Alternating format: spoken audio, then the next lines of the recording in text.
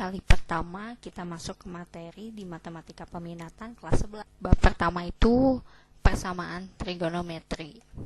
Tapi di sini kita bahas terlebih dahulu materi prasyaratnya, yaitu identitas trigonometri yang kamu udah dapet di kelas 10.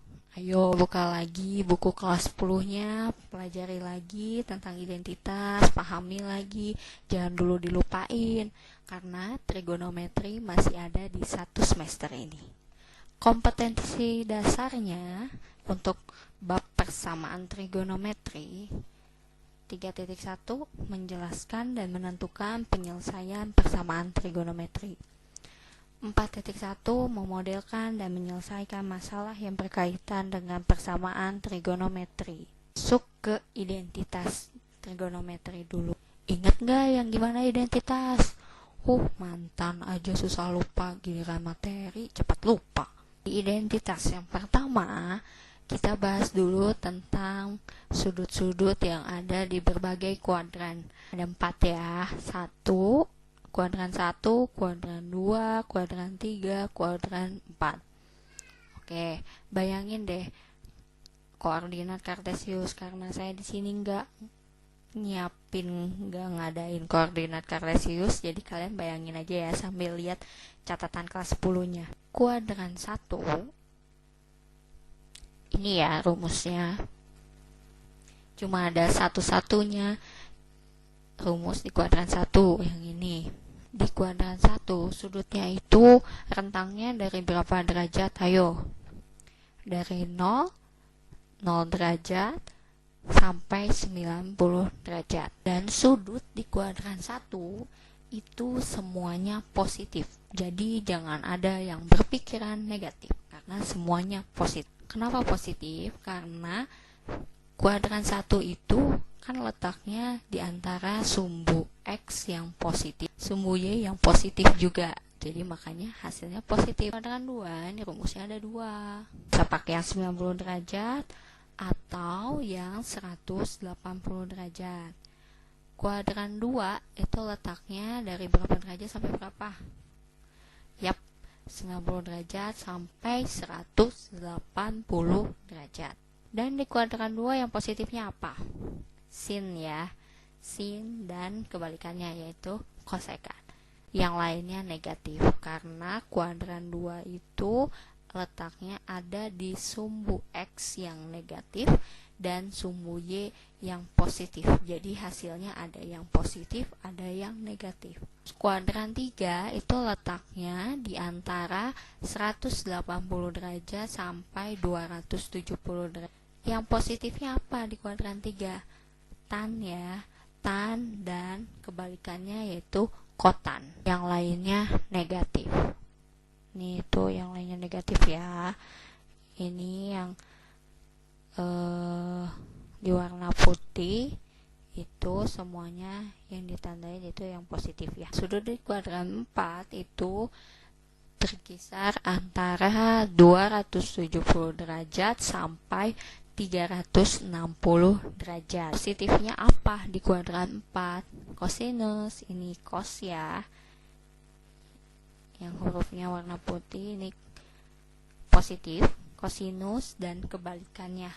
Kebalikannya apa? Sekan. Kosinus dan sekan yang positif. Kalian cukup pakai salah satu aja dari berbagai kuadran rumusnya. Cukup pakai rumus salah satu aja, mau yang 90 misalnya kuadran 2, mau yang 90 atau 180, salah satu aja sesuai kebutuhan dari soalnya ya. Banyak ini kalian sanggup gak sih ngapalin? Gak usah pusing-pusing, jadi kita pakai logika aja. Ini nih ngapalin ya. Misalkan yang di kuadran 1 dulu. Kuadran 1 logikanya nih ya, dia kan rentangnya dari 0 sampai 90 derajat, berarti maksimalnya 90 derajat. Karena maksimalnya 90 derajat, berarti gak boleh lebih dari 90. Ya, kalau lebih dari 90, dia bukan di kuadran 1 lagi. Jadi, di kuadran 1 itu harus kurang dari 90. Makanya rumusnya 90 kurang. Ya, dan ingat Kalau yang pakai 90 rumusnya jangan salah. Ini sin itu hasilnya jadi cos.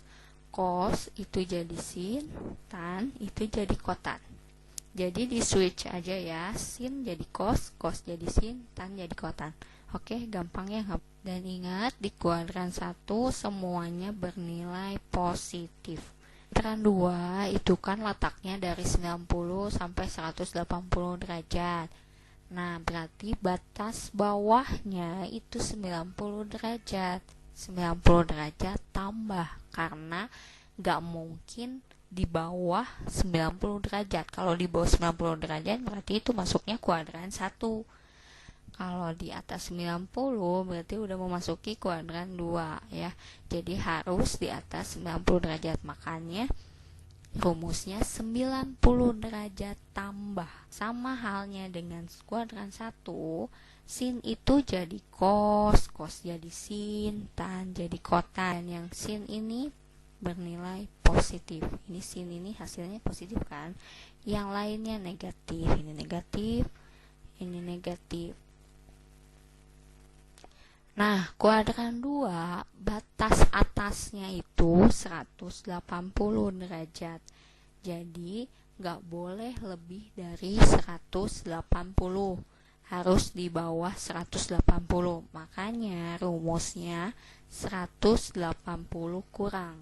Pakai yang 180 ini, sin itu tetap jadi sin, cos tetap jadi cos, tan tetap jadi tan.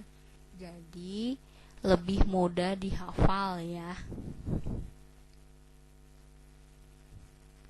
Nah, kalian cukup pilih salah satu aja, boleh yang 90, boleh yang 180. Dan ingat, sudut di kuadran 2 yang positif itu hanya sin dan kebalikannya kosekan. Yang lainnya negatif. Sudut di kuadran 3, nih rentangnya itu kan dari 180 derajat sampai 270 derajat. Jadi batas bawahnya itu 180 derajat. Berarti nggak boleh kurang dari 180 derajat. Harus lebih dari 180 derajat. Berarti 180 derajat batas atasnya itu 270 derajat. Karena batas atas berarti nggak boleh melebihi dari 270 derajat.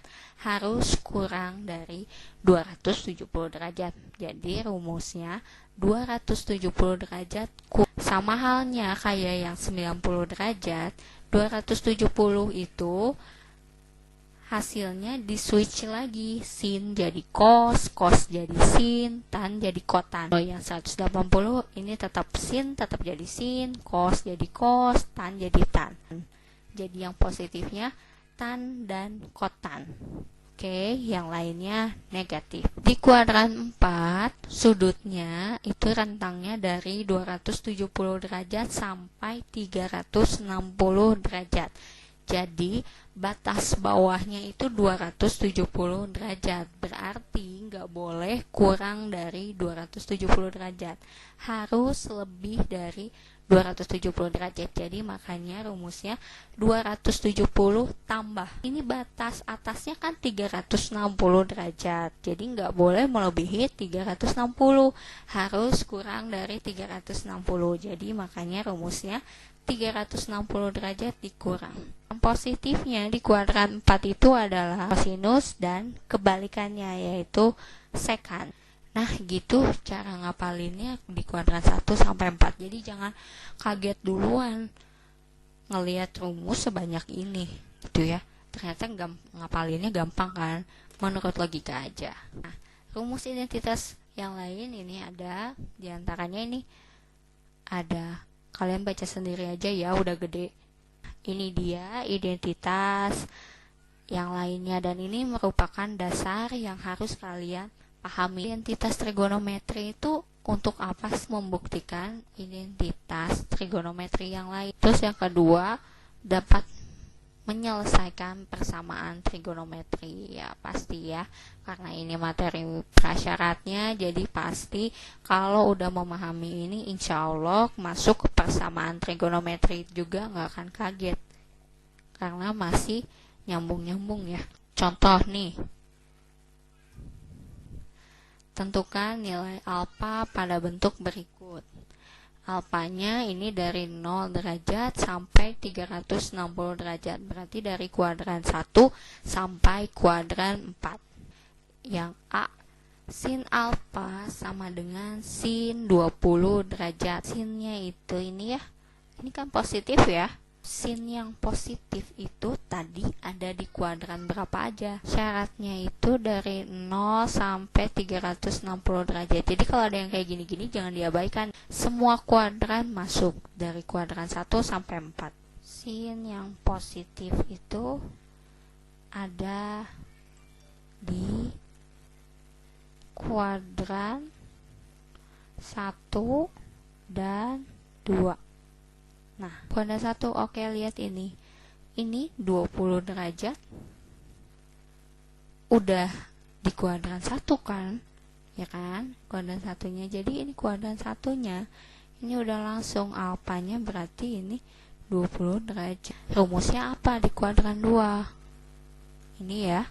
Ini kan sin alfa sama dengan sin. Hasilnya sin juga ya. Berarti cari rumusnya yang hasilnya sin juga. Jadi sin ini kan hasilnya sin. Kalau pakai yang 90, sin itu kan jadi cos. Jadi makanya nggak sesuai sama soal. Jadi pakai yang ini, sin 180 derajat dikurangi alfanya ini. 180 derajat dikurangi 20 derajat.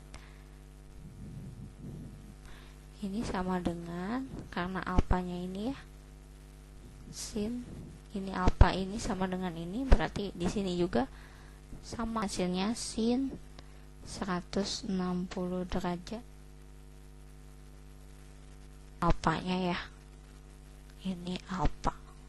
Jadi alfanya 160 derajat. Jadi yang pertama alfanya 20 derajat dan yang kedua 160 derajat. B, cos alfa sama dengan negatif cos 10 derajat. Nih, coba lihat di soal. Ini kan negatif. Cos yang negatif ada di kuadran 2 dan 3. Karena yang positifnya ada di kuadran 4 dan kuadran 1 ya pasti. Jadi yang negatifnya berarti ada di 2 dan 3. Kuadran 2. Rumusnya apa? Ini ya. Cos 180 derajat kurangi alfa sama dengan negatif cos alfa. Ini sudah sama bentuknya kayak soal ya. Ini cos, hasilnya pun jadi negatif cos. Oke, langkahnya kita ikuti. Cos 180 derajat dikurangi alfanya 10 negatif cos 10 derajat. Cos 170 derajat sama dengan negatif cos 10 derajat. Jadi alfanya yang ini ya.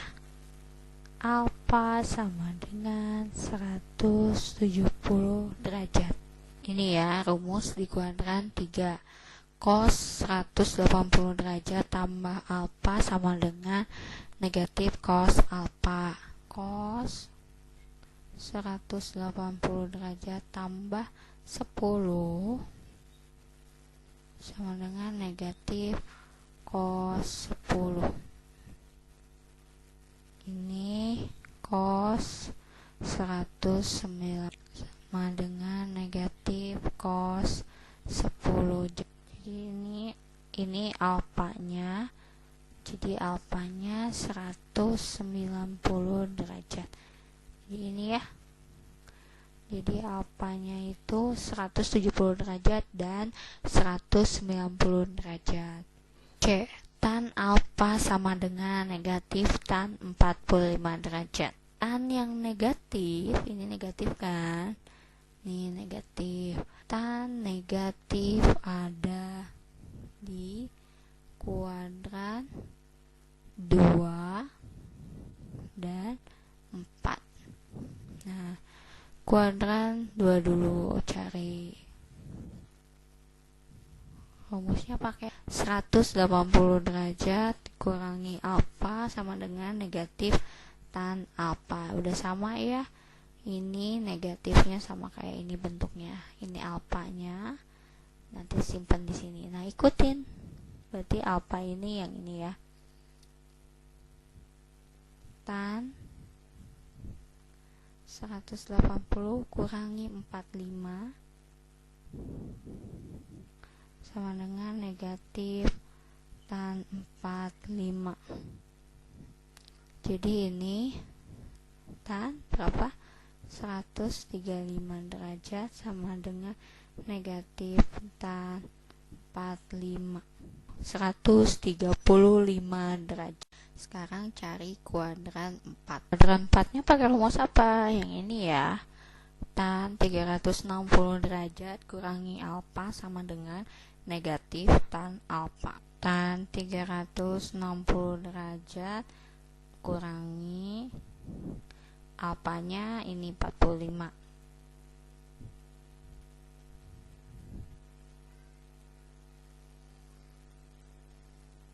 sama dengan negatif tan 45.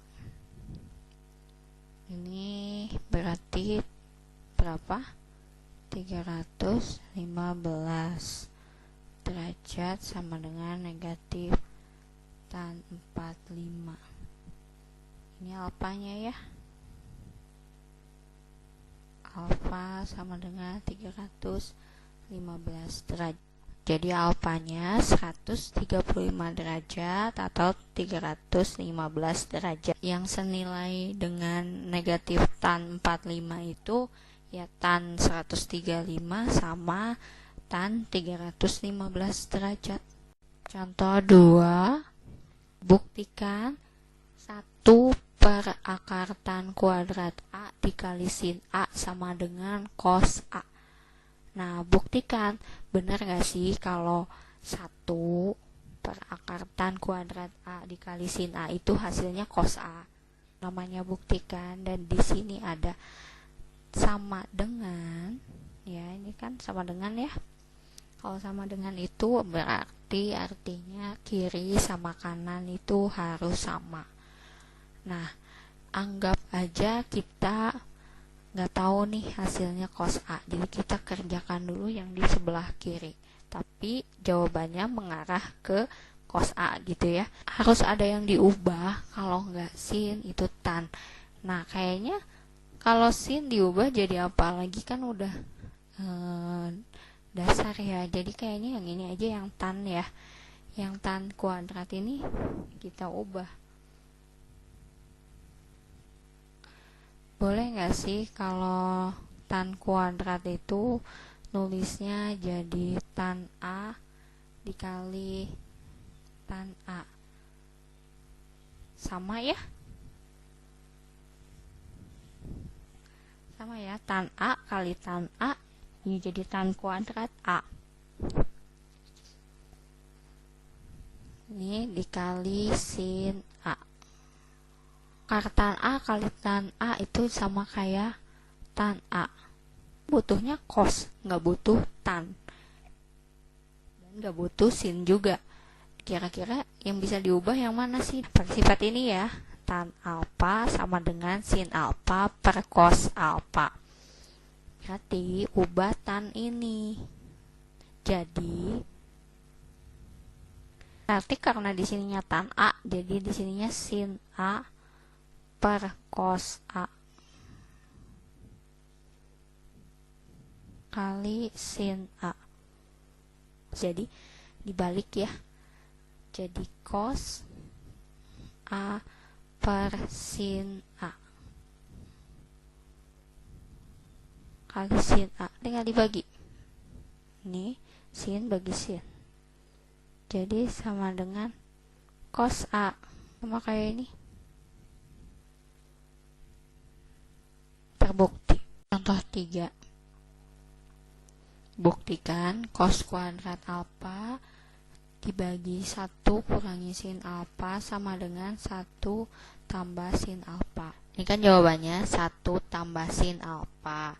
Jadi yang ada sinnya ini nggak usah diubah ya, karena supaya jadi kayak gini, ini sin alfa, ini satunya juga jangan diubah gitu ya. Jadi ubahnya yang cos kuadrat alfa. Gimana sifatnya yang ada cos kuadrat alfa? Ini ya, pakai rumus ini. Jadi cos kuadrat alfa ditambah 1 sin kuadrat alfa kan sama dengan 1. Kalau cos kuadrat alfanya aja jadi gimana? Berarti kalau nyari cos kuadrat alfa berarti sama dengan 1 dikurangi sin kuadrat alfa. Nah, ini udah ada sin ya, cocok ya. Oke, kita ubah sini jadi 1 min sin kuadrat alfa dibagi 1 min sin alfa. Ini kan sin nggak bisa dirubah lagi ya, masa jadi cos lagi kan nggak mungkin. Jadi ya udah, kalau udah jadi sin tetap jadi sin aja. Cuma gimana nih caranya supaya dapat plus di sini dan bisa jadi sin alfa? Pembilangnya kita ubah, ini kan kuadrat ya, berarti kalau kuadrat ini ubahnya jadi pemfaktoran. Nah, ini pemfaktorannya cobain aja hasilnya benar nggak. Hasil pemfaktoran ini, yang ini nggak hasilnya, kalikan aja, kali pelangi ya. 1 kali 1 1 kali sin alfa, terus negatif sin alfa kali 1 negatif sin alfa, berarti sin alfa kurangi sin alfa 0 ya, habis. Terus negatif sin alfa kali sin alfa berarti negatif sin kuadrat alfa. Cocok ya? Udah kayak gini ya udah tinggal dibagi ini sama ini. Jadi sisanya 1 tambah sin alfa. Terbukti ya, sama. Contoh 4, buktikan cos pangkat 4A dikurangi sin pangkat 4A sama dengan 1 dikurangi 2 sin kuadrat A. Ini pangkat 4, ini pangkat 4, berarti bisa difaktorkan. Hasilnya di sini hanya sin ya, berarti di sini cosnya kita harus ubah dan menyisakan sin gitu. Jadi jangan ada kok. Ini faktornya. Jadi ini kali pelangi ya. Oke, kita kotret. Cos kuadrat A kali cos kuadrat A. Cos pangkat 4A. Terus cos kuadrat A kali sin kuadrat A. Jadi cos kuadrat A kali sin kuadrat A min sin kuadrat A kali cos kuadrat A min cos kuadrat A kali sin kuadrat A. Boleh aja min sin kuadrat A kali cos kuadrat A, tapi karena supaya sama ini jadi cos duluan. Terus ini min sin kuadrat A kali sin kuadrat A, jadi sin pangkat 4A. Ini habis kan dikurangi ya, jadi sisa ini sama ini. Oke, jadi sisa cos pangkat 4A kurangi sin pangkat 4A gitu ya. Udah, ini mau dihapus ya. Udah gini pakai sifat apa lagi? Ada yang bisa diubah nggak jadi identitas ini ya? Ada cos kuadrat alfa tambah sin kuadrat alfa sama dengan 1. Ini sesuai identitas yang tadi. Jadi yang ini itu sama dengan 1. Berarti kali ini ya.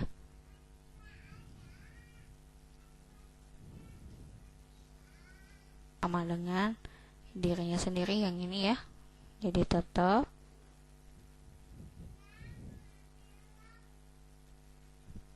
karena hasilnya ini sin, nggak ada cos ya, berarti yang cos ini harus diubah jadi sin. Nah, gimana caranya? Ya pakai sifat ini lagi aja. Cos kuadrat apa ini kan sama dengan 1 min sin kuadrat apa. Jadi cos ini ubah jadi si 1 min sin kuadrat A kurangi sin kuadrat A. Nah, ini dikurangi ya. Ini berarti sisa 1, ini kurungnya udah bisa dibuka. Sin kuadrat A dikurangi sin kuadrat A, jadi min 2 sin kuadrat A. Terbukti ya, sama. Buktikan tan X ditambah tan 90 derajat kurangi X sama dengan sekan X kali sekan 90 derajat kurangi X. Kalau ini gimana, ada sekan-sekannya segala. Kita ambil ruas kiri aja deh. Berarti hasilnya harus jadi kayak di ruas kanan. Pakai sifat yang mana nih? Yang tan ini. Tulis dulu ya. Nah, yang ini ya. Identitas yang ini yang ada di tan 90 derajat kurangi X itu kotan. Jadi ini kotan X. Oke, karena ini X, berarti sini ikutan X, jangan ikutin ini alfa ya. Ini alfa itu karena di sininya alfa. Dah, terus ubah lagi nih. Yang mana kira-kira? Dua-duanya aja ya, karena dua-duanya nggak ada yang mengarah ke sekan. Sekan itu kebalikan dari kosinus, berarti nggak butuh tan sama nggak butuh kotan. Berarti tan sama kotan ini harus diubah ke yang ada cosnya. Berarti sifatnya pakai yang mana? Ini ya. Tannya jadi sin per cos, kotan jadi cos per sin. Jadi tan X sama dengan sin X per cos X ditambah kotannya ini ya, jadi cos X per sin X. Namain deh penyebutnya. Ini nggak bisa dijumlahkan karena penyebutnya nggak sama. Samain deh cos X, penyebutnya dulu ya, cos X kali sin X, cos X sin X, sin X kali sin X, jadi sin kuadrat X. Cos X kali cos X, ini jadi cos kuadrat X. Oke, ada yang bisa diubah lagi sifatnya? Ya, ini yang pembilangnya ya, jangan lupakan sifat ini yang sering keluar. Cos kuadrat alfa ditambah sin kuadrat alfa sama dengan 1, berarti ini sama dengan 1. Yang bawah tetap ya.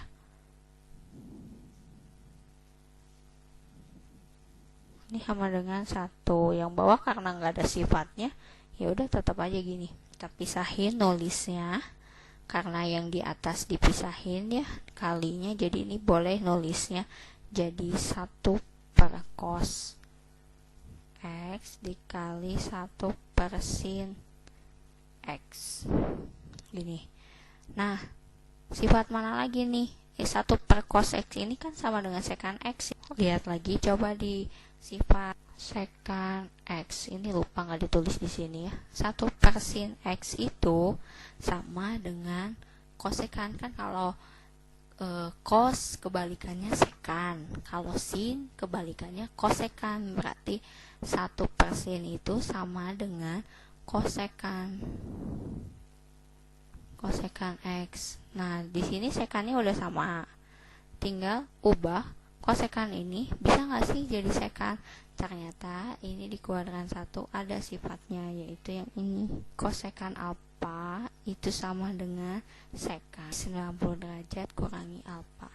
So, ini sekan X kali sekan 90 derajat kurangi X, gitu ya. Jadi terbukti. Sekian tentang penjelasan tentang identitas trigonometri. Pertemuan selanjutnya kita bahas tentang persamaan trigonometri. Semoga kalian paham. Kalau belum paham, ulang-ulang aja terus videonya. Yaudah, wassalamualaikum warahmatullahi wabarakatuh.